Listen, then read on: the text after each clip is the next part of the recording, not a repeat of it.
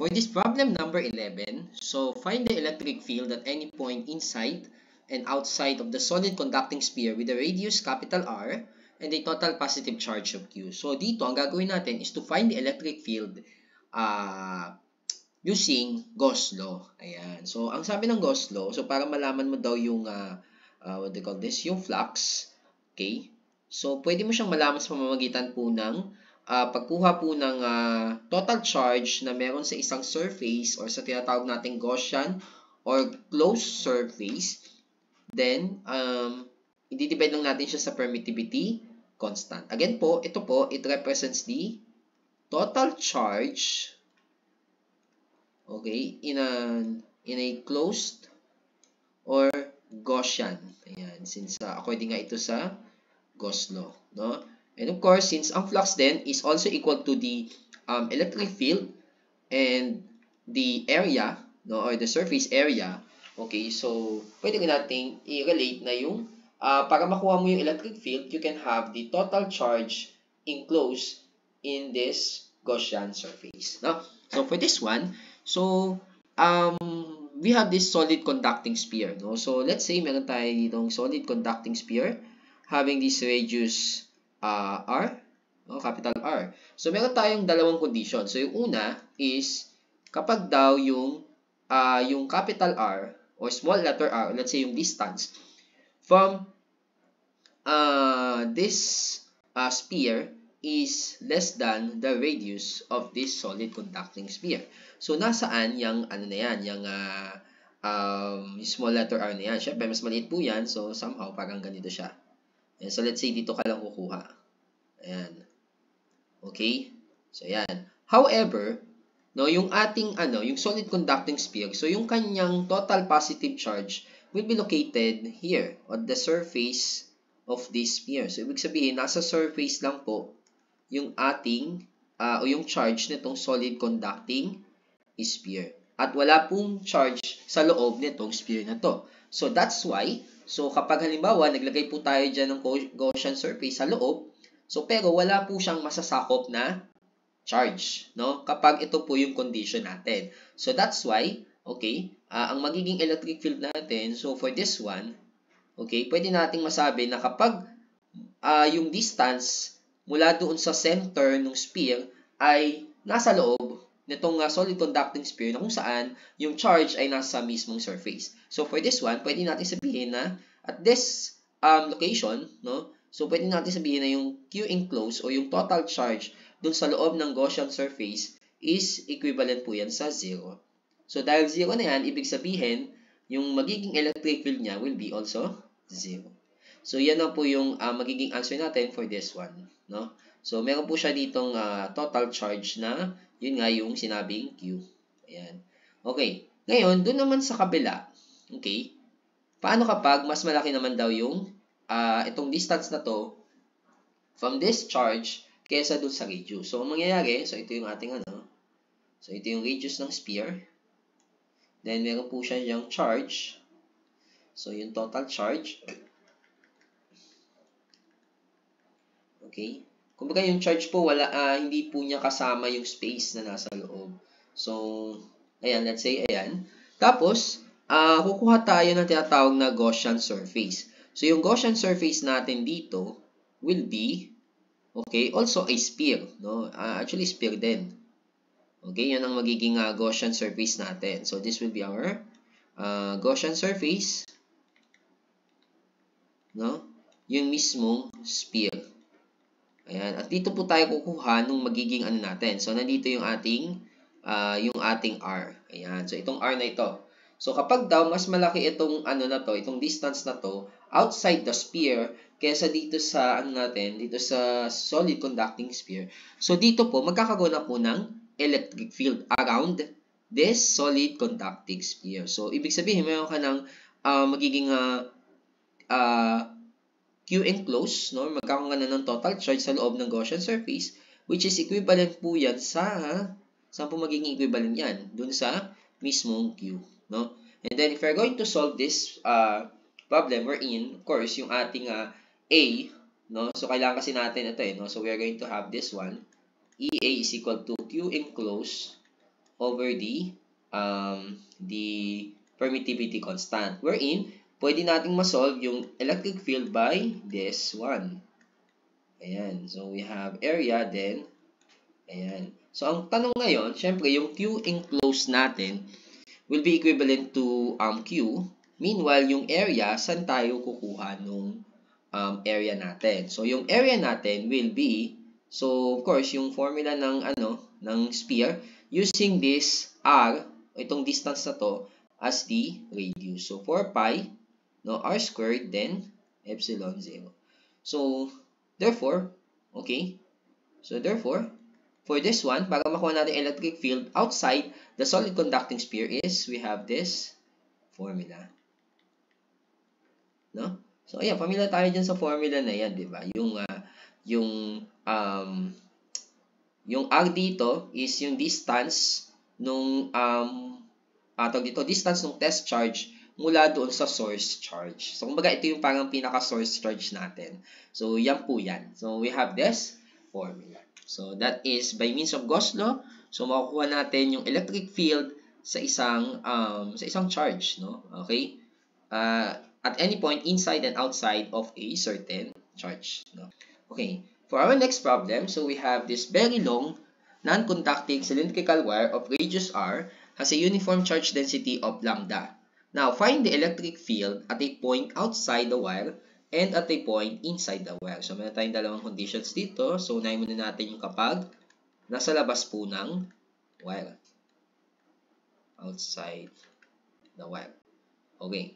So, now, let's say, meron tayo dito kuha tayo ng portion ng wire.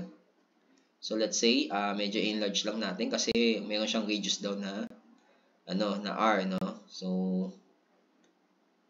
ayan. So, meron daw radius na R, yung ating wire. Then, we have this, ayan. Meron po siyang charge dyan sa loob or sa mismong surface ng wire. Okay? So, a very long non-conducting. Ayan. Okay. So, meron po siyang charge density na lambda. Now, find the electric field at a point outside. No? So, gagawa po tayo ng parang Gaussian surface dito. So, let's say, ang gagamitin natin Gaussian surface will be, of course, cylinder. Okay? So, ito yung ating magiging Gaussian surface natin. Okay? So, ayan siya. Ngayon, using this radius, so alamin natin kung ano ba magiging electric field niya. Okay. So, ngayon, kunin na natin, no, by means of this formula. So, Q enclosed over the area, then the, this epsilon. Ayan. So, dito, let's assume na kumuha po tayo ng particular na length, no? Okay, kumuha lang tayo ng a certain portion na L. Okay, so para dun sa ating charge enclosed, so we can have, multiply natin yung charge density dun sa length ng wire. Meanwhile, pagdating dun sa area, kukunin natin yung lateral surface area. No? So, gamit itong radius ng wire at saka itong length ng ating surface. So, we have 2 pi, then the radius, then the length. No? Then, we have this one. Ayan. So, ngayon, may mga makakancel lang, which is yung L. So, therefore, yung ating magiging electric field outside, no, or at a point outside the wire will be lambda over 2 pi r epsilon 0. So, ito lang siya, no? Ayan. Now, for letter B naman, kapag nasa loob naman daw, so let's say nasa loob, point inside the wire, ibig sabihin, nandun siya sa loob ng wire, pero since ang charge kasi nitong mga wire na ito is nasa surface mismo, so nasa surface, so we can consider that the total charge enclosed, no? Total charge enclosed will be equivalent to 0. So, wala po siyang magiging charge dun sa loob ng wire. Kasi, kung halimbawa positive yan, so ibig sabihin, palabas yan. Okay? So, for this one, so, ang magiging electric field niya ng wire na ito, we have this point inside, so, magiging 0 lang po siya. So, yan na po siya. Okay? For this particular problem. Okay. Now, for our next problem, so here we are going to use a Gauss law to find the electric field caused by a thin, flat, infinite sheet with a uniform positive surface charge density of sigma. Okay, so for this one, so let's say we have this sheet, no, having this charge, let's say positive, no, according dun sa sinabi nga. So we have this surface charge density. So ngayon, ang gagawin natin is gagamitan natin siya ng Gauss law para makuha natin yung electric field. So we have again this one, area din, okay, epsilon O. Ngayon, gagawa tayo ulit ng parang Gaussian surface. So it can be a cube. Pwede siyang cube, pwedeng cylinder. So pero ang pipiliin ko na lang is cylinder. Ayan. Okay, so magkakaroon ka ng electric field dito sa siyempre may mga electric field ka dyan na pwedeng makuha, no? Dito din, ganun din, no? So may mga electric field ka na pwedeng makuha pag ganyan, okay, away from this surface charge, no? Kasi nga sabi nga natin kapag positive, so palayo, no? Okay. So for this one, so meron po siyang masasakop na dalawang area. So yung area dito sa may taas, okay, nitong Gaussian surface, at area naman dito sa baba ng surface. So therefore, pwede nating sabihin na yung area will be twice, no? Twice of the area. So dalawang area ang considered natin. That's epsilon O. Tapos para dito sa total charging close, so para makuha natin yung total charging close, just like yung ginawa natin kanina, no, yung charge density na line, so babalikan natin kanina, yung line charge density, minultiply lang natin siya sa length. Ngayon, kung halimbawa may given tayong surface charge, so i-multiply lang natin yung surface charge density dun sa area. Then, we can now cancel out. So therefore, ang electric field mo, okay, for this one will be, okay, surface charge density over twice no permittivity constant. Okay? Yeah. So for that one. Okay. Now for problem number 14, so we have these two large conducting plates carrying equal and opposite charges with a surface charge density of 6.81 times 10 raised to negative 7 coulomb per square meter. Now, if the separation between them or between those plates is 6.50 millimeter, what is the electric field between the plates? So, ito naman yung sa kapag, kunyari, we have these two plates, no? So, we have this positive here, pero they are equal, no? Equal yung kanilang charges, no? Okay? Yan, so ito naman negative. So, ang kailangan natin makuha is yung electric field dito sa may, dito sa gitna, no? Or between these plates, no? Ayan, iusin natin yung drawing natin. Okay. Ayan. So, ngayon, gagawa tayo ulit ng Gaussian surface. So, actually, kapag, ayan, ganyan ang tingin mo kapag nasa, kapag nasa perspective view, no? Ayan. So, ito yung mga flux, okay, sa pagitan ng dalawang plates. So, ngayon, kung titingnan natin siya in, front view or side view. So, ganito po siya, no? Ayan. So, nandito yung positive charge. Nandito naman yung negative. Okay. So, kuha tayo ng Gaussian surface. So, ang gagamitin natin Gaussian surface is cylinder again. So, let's say ito yan. Okay? At dahil yung action ng ating electric field lines is pa ganon, okay? So, dito sa side na to, wala po siyang magiging electric field, no? Kasi, yung action kasi ng natin dito, since equal and opposite charges itong dalawang plates na to, so, wala siyang choice kung di pumunta siya dito, dahil papunta nga po siya sa negative. So, for this particular problem, or for this particular setup, so instead na dalawang area ang i-consider natin, isang area lang po ang i-consider natin pagdating sa Gauss law. So if we have this formula, so dito ka lang magkakaroon ng electric field dito lang, no? Dito lang sa side na to or dun sa pagitan ng dalawang plates. So same goes with here, no? Kumbaga ang i-consider mo lang yung isang surface lang na tatamaan nitong mga electric lines and force. And then sa kabila, wala pong magiging electric field. Ayan. Okay, so for this one, ayan. Okay, so we have this formula. We have, ano to? Yun, total charge enclosed over the area, then, epsilon 0. Okay, so again, yung total charge enclosed natin will be equivalent to sigma, then multiplied by the area, then this one. So again, isang area lang pong i-consider natin for this one, and ito lang yun, yung area na yan.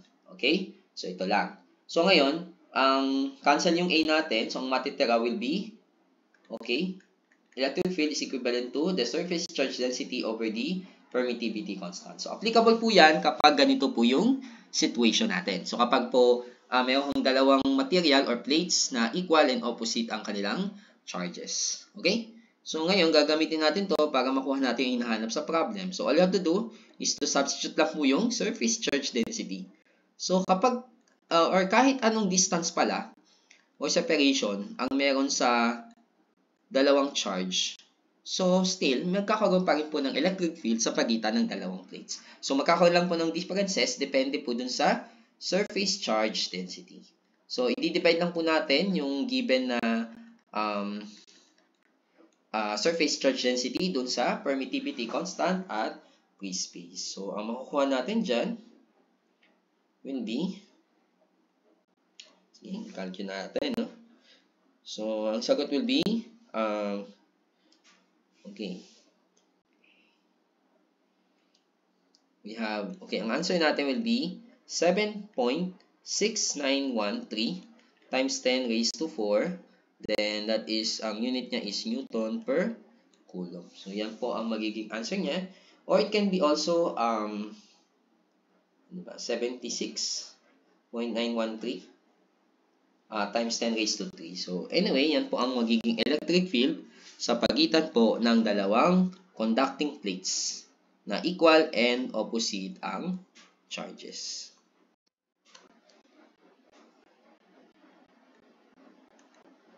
So, for this problem number 15, so we have this sphere of radius r, capital R, with a uniform volume charge density of, so let's make it ano na lang muna. Ayan. Okay, gawin natin siyang rho sub V. Ayan, ibig sabihin, yung V volume yan.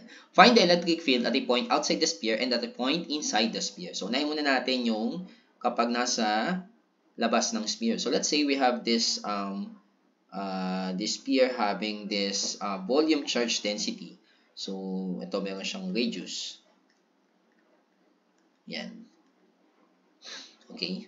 So, yan. Capital R. Then, meron po siyang mga charge dyan. So, not just only sa surface, pati sa loob. Ayan. Nitong sphere na ito, no? Ayan.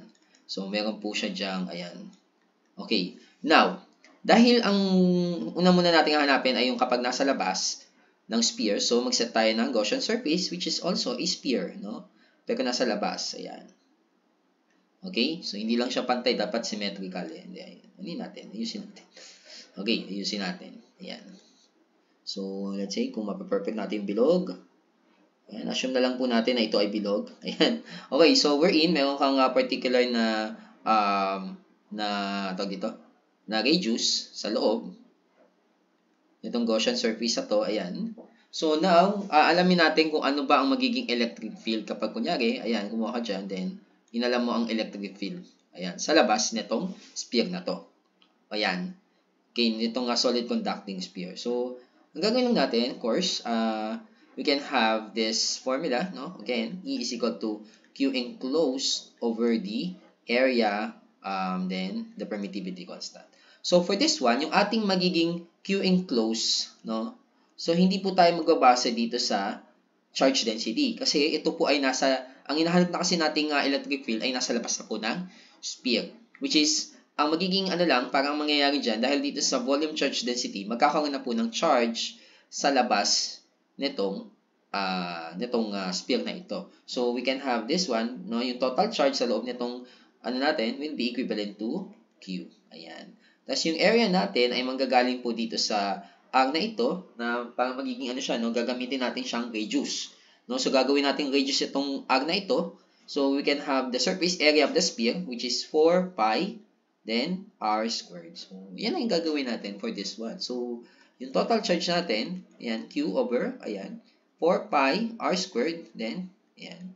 So this is kapag nasa, okay, yung hinahanap nating electric field or point of electric field ay nasa labas ng sphere na po. Okay, ngayon, iba naman ang kaso kapag nasa loob. Kasi dito, ang Gaussian surface niya nasa labas, no? So dito, ang magiging Gaussian surface naman natin ay nasa loob. So hindi po ito kagaya nung problem number 11 natin na kasi ang nangyari kasi doon, yung charge nasa surface lang po ng sphere. Dito po, dahil meron po siyang volume charge density, hindi lang po yung nasa labas o yung nasa surface, maski yung nasa loob. So, kunyari, ito yung ating sphere. Yan. So, ito yung radius. Yan. Tapos, magsiset tayo dyan ng Gaussian surface sa loob mismo, dahil merong charge ito sa loob. So, ito, we can have this one. Okay, then meron po siyang charge sa loob at sa labas nitong malaking sphere na ito. Okay? Ayan. So, ayan. Okay. So, ang una muna natin gagawin is to find out kung ano ba yung magiging total charge natin. No? So, alamin muna natin kung ano ba yung magiging enclosed charge natin. So, para makuha natin yung closed in charge, we can have this one. So we have this, what do you call this, charge density, volume charge density, then multiply lang natin siya sa volume ng sphere, ha? So ang tinutukoy natin dito is yung volume ng sphere po. Okay. Ngayon, okay. So, itong charge density, so it can be equivalent to Q, okay, over, volume ng sphere. Hindi pala. Yung hinahanap pala natin dito is yung sa volume nung inside. Ayan. So, volume inside pala. Sorry. So, volume inside the sphere. Ayan. So, yun po yung kailangan nating makuha, no? Volume inside. Ayan. Okay. So, ngayon, yung ating volume charge density, it is equivalent to Q, okay, yung total charge divided by yung volume ng sphere. Na 4/3 pi r cube. Ayan. Tapos, yung volume dun sa loob ng Gaussian surface will be equivalent to 4/3, ayan, pi, then r cube. Pero this time, r yung ating So, kasi ito yung radius sa loob ng Gaussian surface. So, ngayon, i-multiply lang natin yan para makuha natin yung total charge o yung enclosed charge dito. So, yung charge density, so Q over 4/3 pi r cube, then multiplied by 4/3 by this one. So, cancel yung 4/3, no? Cancel yung 4/3, cancel yung pi. So, ang matitira po is Q, then yung radius ng surface, then over the radius ng sphere, cube. Ayan. So, ito siya. So, ito yung gagamitin natin Q enclosed. Ngayon, we can have this formula. Ayan. Ngayon, yung ating Q enclosed, okay, so this is equal to this one.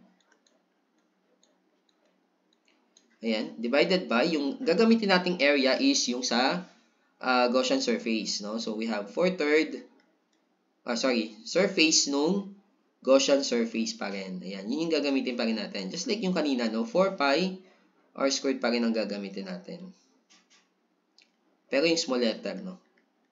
Tapos, epsilon o. Then, we can have some cancellation. So, ito, cancel yung isang dalawang r dito. So, yung r cube magiging r na lang. Ito, wala ng r squared. So, kaya ayusin na lang natin. So, we can have Q times the radius of the Gaussian surface over 4 pi, the radius of the sphere cube, then this one. Ayan. So, ito po yung magiging tawag dito, electric field kapag nasa loob naman ng sphere. Ayan. So, ito po yan, no? Okay? So, ito na po siya. Yan. So, ayan po yung mga problems, no, pagdating naman sa paggamit ng Gauss law to find the electric field and the electric flux.